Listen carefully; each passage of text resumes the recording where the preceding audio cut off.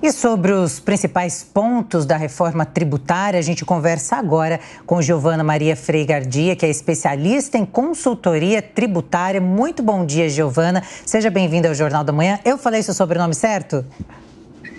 Não, tá tudo certo, sim. Então, muito bem. Começo perguntando, quais os impactos no nosso bolso? Primeiro, bom dia, Marcelo, bom dia, Elisângela. É um prazer estar falando na Jovem Pan News sobre esse tema tão relevante, né? Em relação, acho que os impactos diretos no bolso, né? A gente tem um período de transação muito grande, né, da reforma tributária. É claro que primeiro ela precisa ser, né? Ela foi aprovada no Senado, mas como a gente teve alterações relevantes no texto, ela volta para a Câmara e espera-se que ela seja aprovada, mesmo que seja de forma fatiada, ainda nesse ano de 23. Mas ela tem um período de transação que a gente vai falar até 2033, né? Esse, acho que, período de transação, ele vai gerar, sim, um impacto nos preços, tá?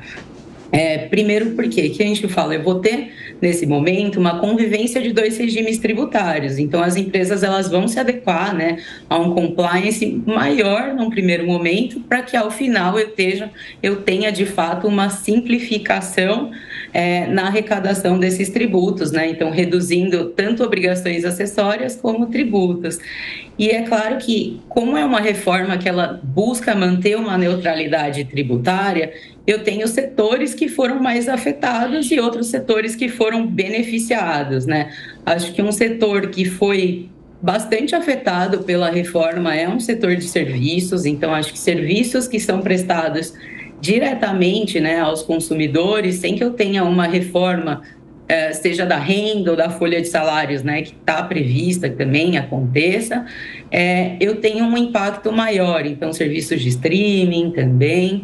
Já a indústria em si, né, quanto maior uma cadeia, a gente tende a ter uma diminuição desses preços finais, né? Então, aqui também a gente indica bastante uns benefícios relacionados a reduções, isenções na parte mais essencial, né, da população, que é saúde, educação e alimentação, que tendem a ter uma redução de preços.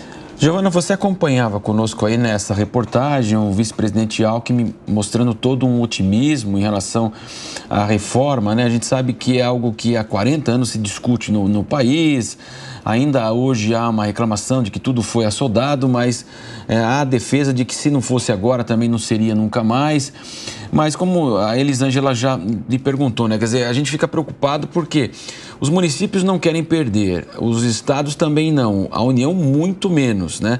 A promessa de neutralidade, então o cidadão começa a imaginar o seguinte, olha, se ninguém vai perder, essa conta vai ser mais uma vez empurrada para a gente que paga muito imposto e tem serviço muito ruim, né? Se fosse a França seria ótimo, escola, educação, segurança pública. Então a gente sabe, há essa preocupação, eles vão jogar de novo essa conta para a gente pagar essa reforma? Primeiro, eu acho que ela não é uma reforma ideal, tá? Ela é uma reforma que é possível, né? É uma reforma possível no cenário político e econômico que a gente tem.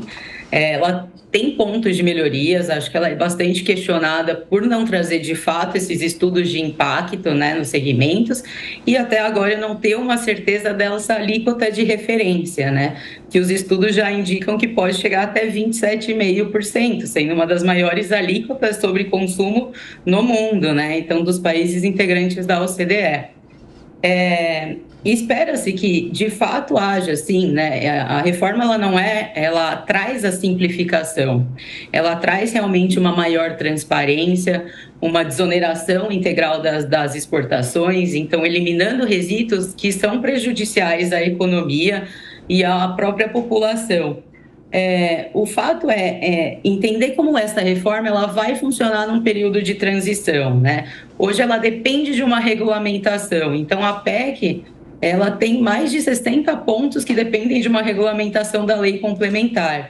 Então essa lei complementar ela vai ser essencial para que a gente analise todos os impactos e que nesse período de transição também a gente consiga mensurar e trazer melhorias tanto ao texto com possíveis novas emendas constitucionais, como alterações na lei complementar, para que o contribuinte final, né, o consumidor, ele não seja prejudicado. Mantenha-se de fato essa neutralidade, né, que não, o custo de determinados setores não seja repassado e que de fato as empresas não aumentem os seus lucros com benefícios que consigam. Koba, sua pergunta? Olá, Giovana, muito bom dia, um prazer falar contigo. A minha pergunta é voltando naquele assunto que você já abordou, que é do setor dos serviços, que aparentemente está sendo sacrificado, está sendo mais prejudicado com essa reforma. O texto no Senado sofreu algumas alterações que atenderam a um pedido dos profissionais liberais, em especial, para uma redução, uma alíquota diferenciada, né?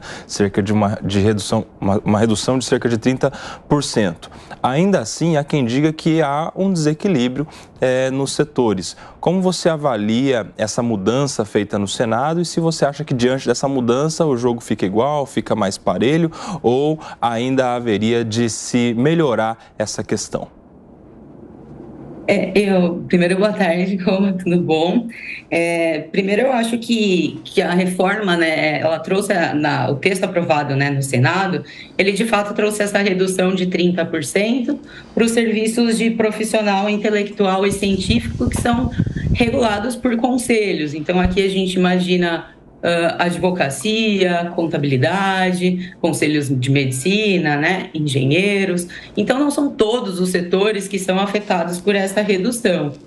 O grande ponto é que o maior insumo, né, de uma empresa de serviço é mão de obra. E sem a gente ter uma reforma na folha de salários, isso traz uma disparidade em relação aos demais aspectos, né, da reforma que beneficiam a indústria como um todo, tá?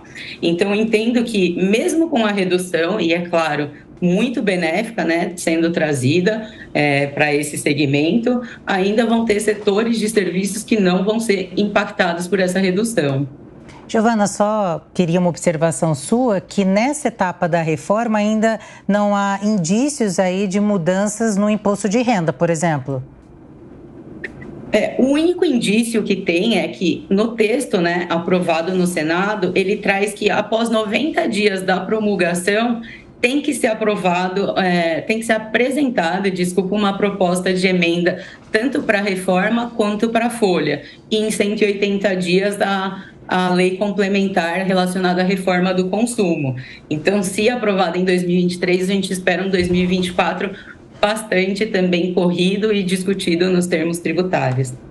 Muito bem. Conversamos com Giovana Maria Freigardia, que é especialista em consultoria tributária. Muito obrigada pela sua participação aqui no Jornal da Manhã. Eu que agradeço. Muito obrigada. Fico à disposição.